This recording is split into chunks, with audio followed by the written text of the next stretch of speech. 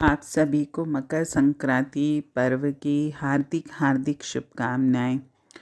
खुशियों और मिठास से भरे इस त्योहार की तरह आपके जीवन में भी खुशियां और मिठास हमेशा बनी रहे, मैं यही परमपिता परमात्मा से प्रार्थना करती हूँ।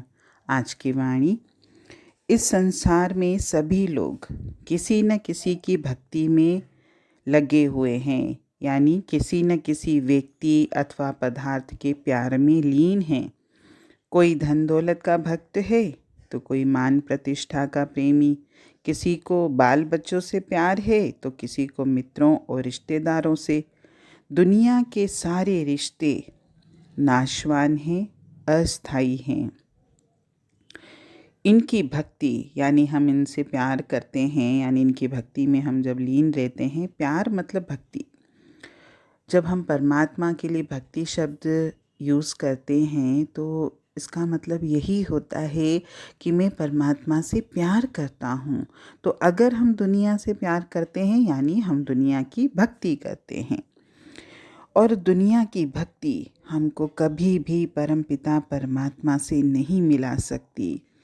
दुनिया का प्यार अंत में दुख का कारण बनता है। चाहे हम परिवार से प्यार करें, चाहे हम देश से प्यार करें, या अपने जाति, और आजकल तो पंथों में भी लोग अटके हुए हैं कि जो जिस पंथ से जुड़ा हुआ है वो उसी पंथ को सर्वश्रेष्ठ मानता है और उसकी भक्ति में लीन है।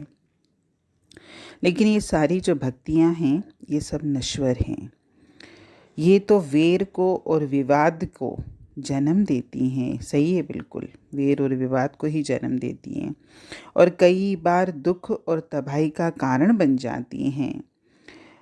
हमें उसकी भक्ति करनी चाहिए जो स्थिर है, अटल है, अविनाशी है, और वो है केवल मेरा परमात्मा।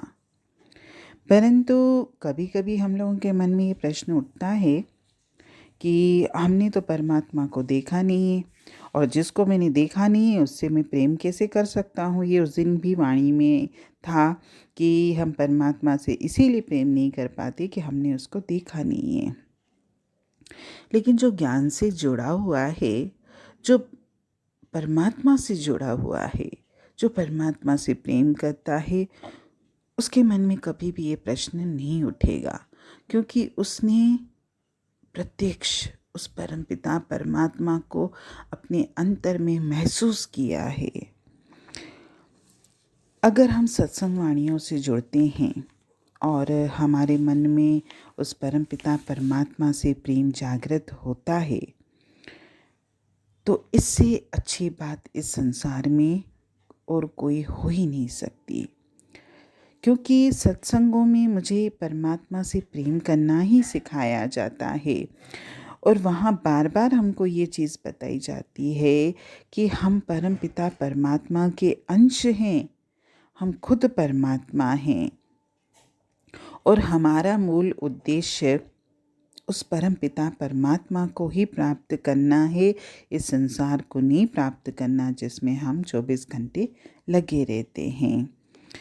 संसार और सांसारिक पदार्थों का प्यार और हमारा मैं यानी मेरा अहंकार परमात्मा के प्रेम में सबसे बड़ी रुकावट है। अपने अहंकार, अपने मोह, और जो भी हमारे दुनिया के प्रति जितने भी प्रकार के प्यार हैं, यहाँ तक कि अपने आप को भी न्योछावर किए बिना उस दिव्य प्रेम की, उस दिव्य शक्ति की प्राप्ति कभी नहीं हो सकती। कबीर साहब अपने वाणी में लिखते हैं कि प्रेम प्याला जो पिए शीस दखना दे, अर्थात जो भी उस प्रेम के प्याले का स्वाद लेना चाहे उसे अपने शीश अर्थात अपने अहम की भेंट करनी होगी, तभी उसको परमपिता परमात्मा मिलेगा। और कबीर संत की तरह न जाने कितने संतों ने अपने वाणी में यही कहा है कि जब हम उस परमपिता परमात्मा से प्रेम करते हैं तो उसकी एक ही शर्त है कि मुझे अपने अहंकार की बलि चढ़ानी पड़ेगी, और अगर मैं ये नहीं कर सकता तो फिर मैं उस परम पिता परमात्मा से प्रेम भी नहीं कर सकता। प्रेम और भक्ति का मार्ग बलिदान का मार्ग है।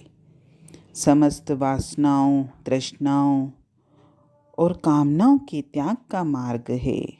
अपने समस्त अधिकार, हमारी हस्ती, जो भी हम जो जीवन में अपने आप को बड़ा मानते हैं हर बात में, और या मैं करते हैं कि मैं न हूँ तो ये काम न हो, या मैं ये कर सकता हूँ, मैं सर्वश्रेष्ठ हूँ।